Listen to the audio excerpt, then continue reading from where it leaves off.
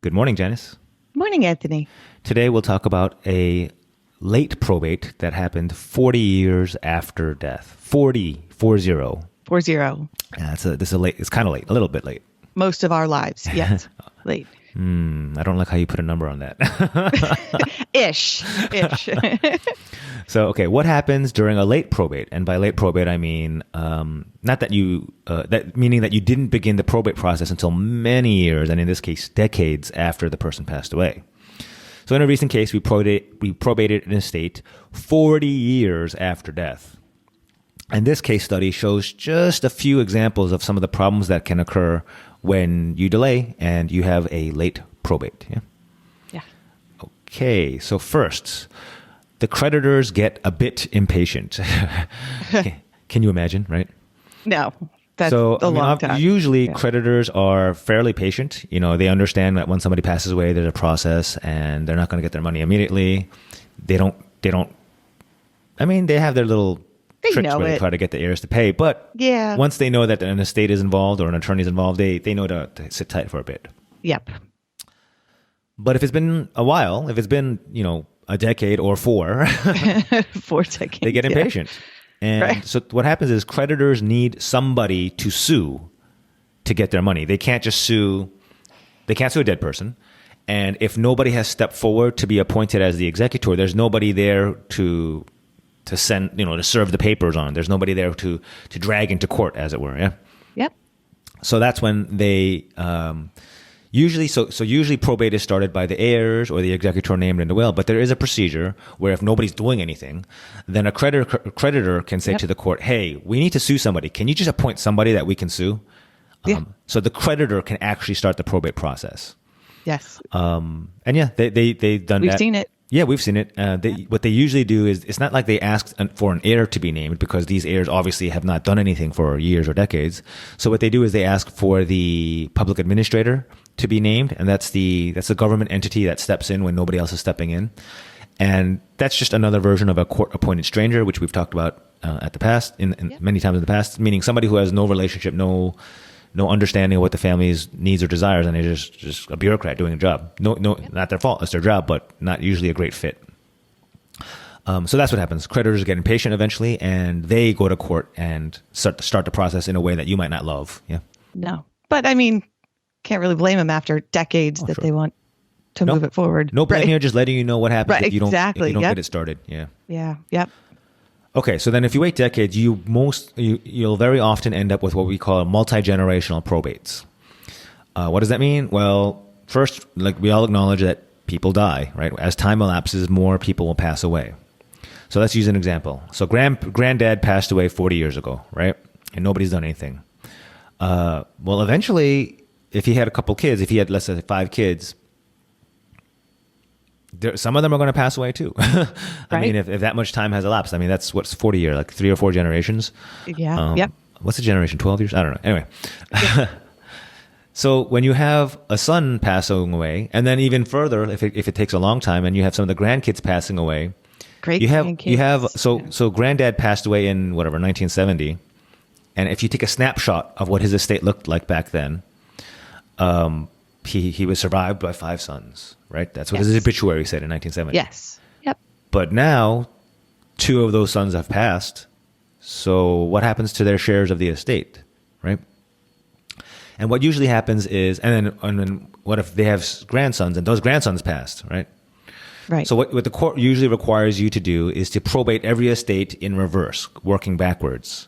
Meaning, in this case, starting with the grandson's estate, then the sons, and then you'll be allowed to do the original granddad's estate. And you're probably wondering, well, that seems like a lot of work. Why would the court make you do that? Like, what's their problem, right? Right. But there's a logical reason. So, granddad's estate, when he was survived by 5 sons, you need to get certain paperwork signed by, or you need somebody to represent the interest of those 5 sons, right? You with me so far? But if 2 of those sons have passed away, you don't have anyone to share that paperwork with or to have representing those sons. So you need somebody appointed for those sons' estates. Right? But if those sons had kids, meaning grandkids of the original person, who have also passed away, you can't set up the son's estate until you set up the grandson's estate. Right. So that's why you have to work backwards. You set up the grandson's estate, which allows you to set up the son's estate, which allows you to set the grandfather's estate. Yes. Yep. So if that sounds like a mess and a huge pain in the butt and like what the heck, I mean, yeah, all that's true. Kind of is. That's what we do. Yeah. So when we get calls or inquiries from folks who are like, hey, my grandfather passed away, nobody's done anything, which is common, by the way. The family just keeps living in the home and whatever. And then one day they realize, oh, you know, if we want to refinance or if we want to sell, we kind of have to undo all this. That's when we know when we get that call, like, sit down. I have something to tell you. Yeah. You probably have a lot of work in front of you. Yeah. Yeah. You almost need like a whiteboard of you start at the top with the family. What we did, we have to figure out the family tree and then who goes where and then their kids and then their kids. And I mean, a lot can happen in 40 years, you know. Yeah. In this particular case, it took us several phone calls and emails just to figure out who was who and who was alive and so forth, just to figure out what we need to do. So that was just like a weeks-long consultation. Map. Yeah, exactly. Right, like an overview. And well, that's what it is.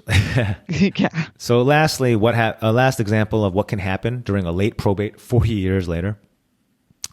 Sometimes you'll have, if you have real estate or property that has tenants, very often those tenants will get way too comfortable and just won't leave. Okay. Oh. And I don't necessarily, it doesn't necessarily have to be an arm's length tenant. It could be a family member who moved in at some point during those 40 years and this is my place now. I'm not going anywhere. Right. They're well settled in. Yeah. Oh yeah, they're entrenched. Oh yeah, yeah. So I mean, look, we've seen this in many other probates. I think we've talked about it about nightmare tenants, but make sure we throw in a link for that, Janice. Got it. Yeah. But sometimes if the decedent has passed away and it's been a year or two, and I'm talking about 1 or 2 years, then even in those circumstances, the tenants get used to staying there, and they get used to paying rent with no increases because nobody had the authority to raise the rent, and they begin to act like they own the place. Like, this is my place. Like, there's no landlord because he died, so this is kind of my place. That's right. How people act after 1 or 2 years. Right. And we see it all the time. Right. It's okay. really So now you turn that common. into decades. Dude, this is their estate. This is they believe, and I don't necessarily believe it's human nature, but they're like, I have been maintaining this place for 20 years. It's mine. It's mine now. Right. Right. They don't necessarily go to that extent. There is a legal thing called adverse possession, but blah blah blah. I don't want to get into that boring topic. But no, they pretty much mentally or emotionally act like, who are you, Mr. Executor come lately, to demand a rent increase and try to tell me to leave. And it happens all the time. Yeah. Yep. So that's it. Those are the three, at least in this example, three kind of big problems that can pop up if you are late to starting a probate. And in this case, late by decades, not even years. Yeah. Right. I mean, this can all be done. It can all be fixed. Yeah. Pack your patience because it's not going to happen in... we talk about how long it takes for one probate, right? Yeah. Now you've done 3 or 4 for one probate. So pack your patience. It'll get fixed.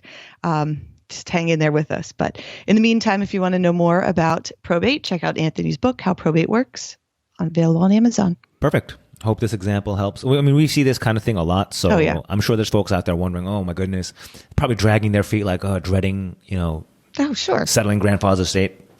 But this will give you, at least you'll know what the headache is, and it's not like just unknowable headache. And just get ready to attack it as you need to. Yep.